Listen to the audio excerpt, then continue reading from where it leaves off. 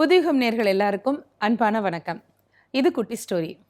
நம்மள பல பேருக்கு உடம்பு கொஞ்சம் முடியாமல் போயிட்டா கூட எது மேலேயுமே நாட்டமே வராது.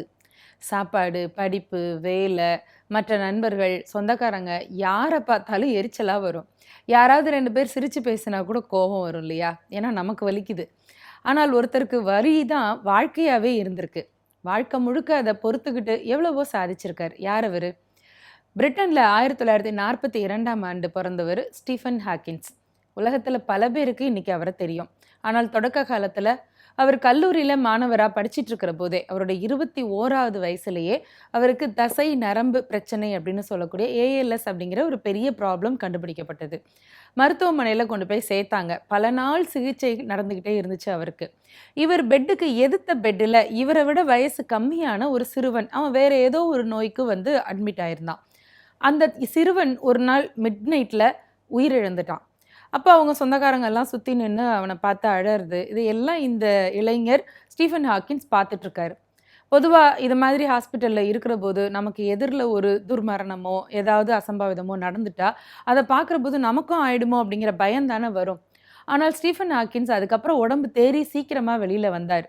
எப்படி அது சாத்தியம் அப்படின்னா, அப்போ தான் அவர் சொன்னார், நமக்கும் உடம்புல பிரச்சனைகள் இருக்குது, ஆனால் அந்த இளைஞன் அவனுக்கு உயிரே போயிடுச்சு, நமக்கு உயிராவது மிச்சம் இருக்கே அப்படின்னு நான் நினச்சேன், எனக்கு இப்போ உடம்பு சரியாகி நான் வெளில வந்துட்டேன் அப்படின்னு சொல்லிட்டு வந்தார்.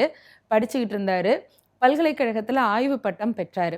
அவருடைய உடம்பும் கொஞ்சம் கொஞ்சம் அப்படியே பிரச்சனை ஆகிட்டே தான் இருந்தது. திருமணம் செஞ்சார்.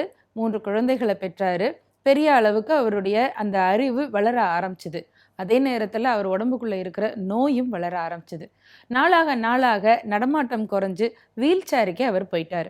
வீல் சேருக்கு போயிட்டாருன்னா எந்த அளவுக்குன்னா, அவர் உடல்நிலையில் எந்த விதமான செயல்பாடுமே இல்லாமல் கண் அசைவு மட்டும்தான் அவருக்கு வேலை செய்கிற அளவுக்கு, கழுத்துக்கு மேலே உள்ள மூளை, அந்த பார்வை, பேச்சு, இது மட்டும்தான் அவருக்கு செயல்பட்டது.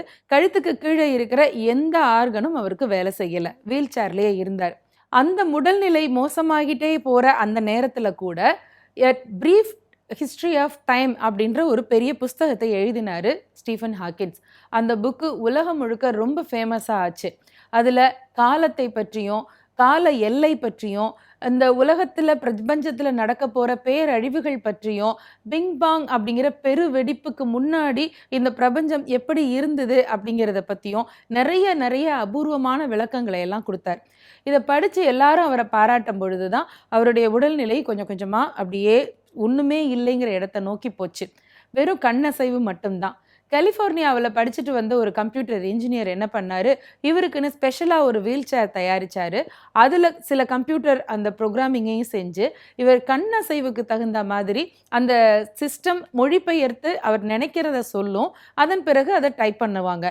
இப்படி ஒரு சிஸ்டத்தை கொண்டு வந்தார் அந்த இன்ஜினியர். அது ரொம்ப வசதியாக போய் ஸ்டீஃபன் ஹாக்கின் நிறைய புத்தகங்கள் எழுத ஆரம்பித்தார்.